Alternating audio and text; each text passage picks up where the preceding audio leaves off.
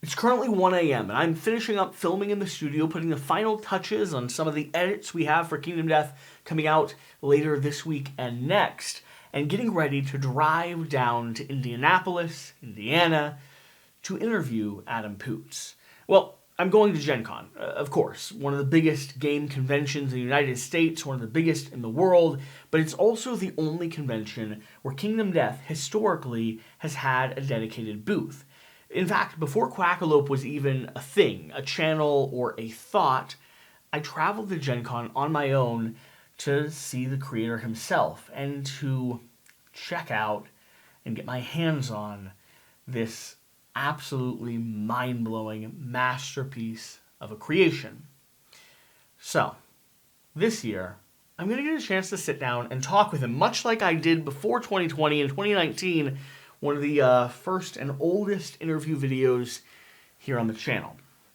Now, just like I did back then, I want to know your questions. I'm going to ask him everything I'm able to. I'll read through all of the comments on this video and consolidate as many of the questions, whether they're hard-hitting or crunchy, interesting about different lore and ethereal things that we're all interested in, or just straight-up mechanic, cold, hard, cut-to-the-point rules clarifications.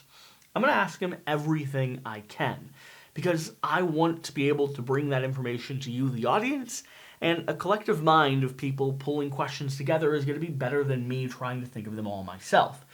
I do have a few questions written down that I'm already planning on covering, so please help me clarify and extrapolate on these different topics that I want to touch on.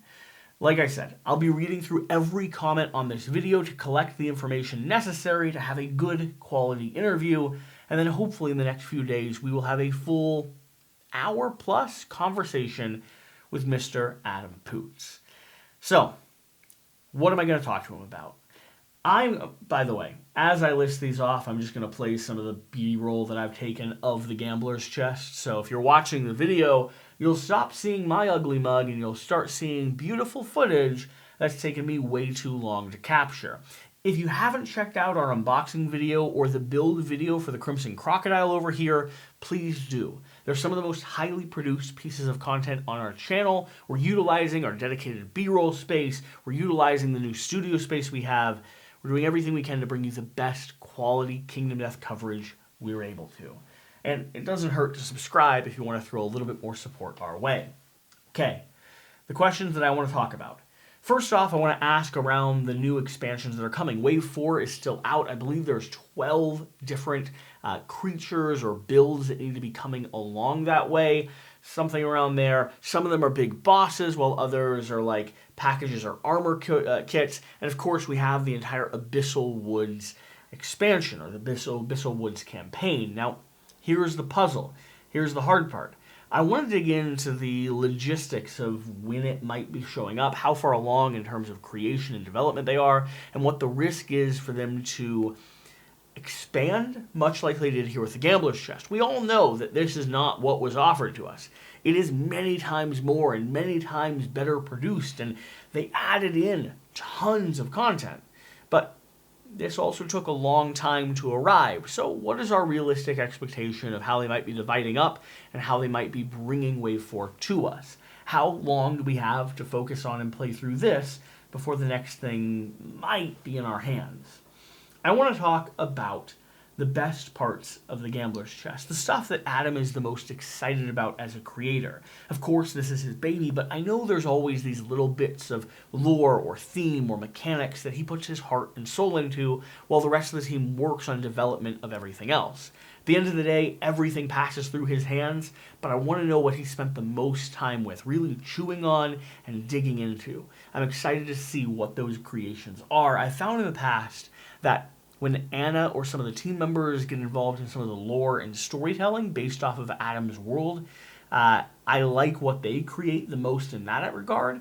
But when it comes to straight mechanics and the framework of how the game actually plays, the experiential side of the rules of the game, some of Adam's creations are mind-blowing to me. Moving on down, I want to talk and ask about something that didn't work, something here in the Gambler's Chest that he had to do and redo and keep reiterating on. I like these behind-the-scenes stories and insights into the development process of single mechanics. I want to talk about something that they thought they had perfect and ended up completely scrapping because it just didn't work with the game system. I want to talk about Digital Kingdom Death. I don't know if you bought it. I know I did. I backed it. I have a copy of it. I even got the little key to allow me to put a mantle on the digital version of it. But I'm going to be honest, I haven't played it very much. It's a little bit too close to trying to recreate the actual physical experience of the game.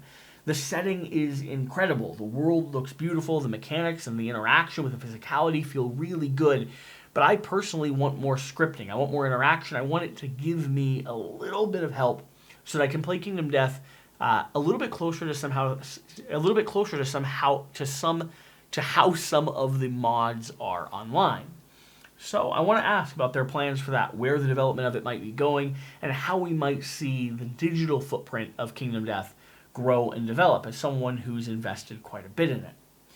I want to talk about bringing back the king. I don't know if you all remember the email we got somewhere around a year and a half ago that was hinting at, or actually fully, completely revealing the king coming back into the campaign, but it blew my mind. I remember sitting on this bed and just turning to my friend and being like, you have no idea what's happening, but this is the biggest thing that's happened in the board game history for me. And it's true, it really is.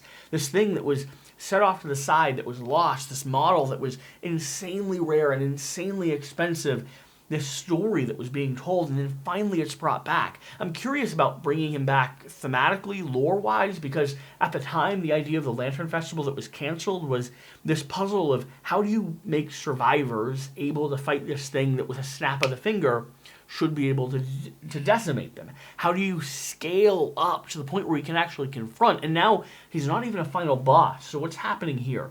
I understand some of the stuff will be spoilery.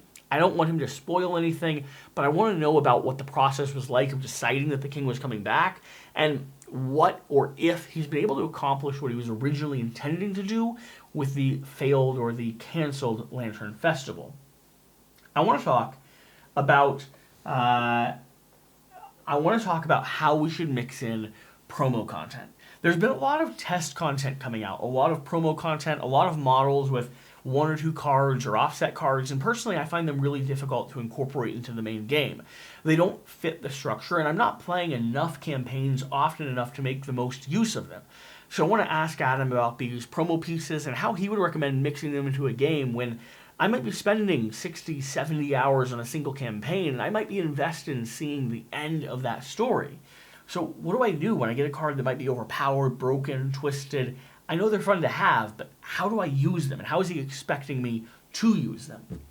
I want to talk about mini expansions. So with the Gambler's Chest, there's a lot of modules that are giving us the option for mini expansions to be mixed in here. We have the encounters. Right now we have the Bone Eaters, but for sure there's going to be more showing up. We saw the Gigaline that showed up 2 years ago, I think, at a GenCon. Have we missed 2 or we missed 3? I honestly can't remember. Maybe 3 years ago at a GenCon, the white Gigalion showed up. I want to inquire about what we're going to see and if we're going to see more of these tiny iterations that really mix into the core game. The white Gigalion for me was a great way to get up and running with a new game group and show them a mid-campaign experience without having to play through the entire thing. And here in the Gambler's Chest, like I said, I'm really excited to see some of these modules continue to expand. I don't want to play just against the Bone Eaters. I don't want to just have luck show up. I want to know where the options are going to be for more content to be mixing in while we wait for Wave 4 to show up. I know that's kind of contradictory considering I just said that I'm having trouble incorporating new content, but I'd still like to see it. I want to ask him about his favorite build, what his favorite character pathway is at the moment. He's played through this game hundreds of times, and so I'm just curious as a fan, what do you enjoy playing? What's still interesting for you? What's caught your attention recently? And then finally, I want to talk about his favorite current campaign customization. If you're going to take everything we have, not follow a hardcore story, and just kind of mix it all together, what's the concoction that Adam Poots would brew? What is the version of Kingdom Death that he would sit down at the table and start playing through his own custom created campaign? So those are the questions that I have right now. That's my thoughts, but I want to hear yours. I want to know what you're interested in, what rules clarifications you're looking for, what lore you found interesting or confusion, what expansions or frustrations you've had. I will consolidate all of that information and bring the best interview I can. And don't worry, I'm going to give him as much room to talk as possible, because I find if you just open the door and let someone continue going forward, they'll oftentimes give you things that you didn't expect.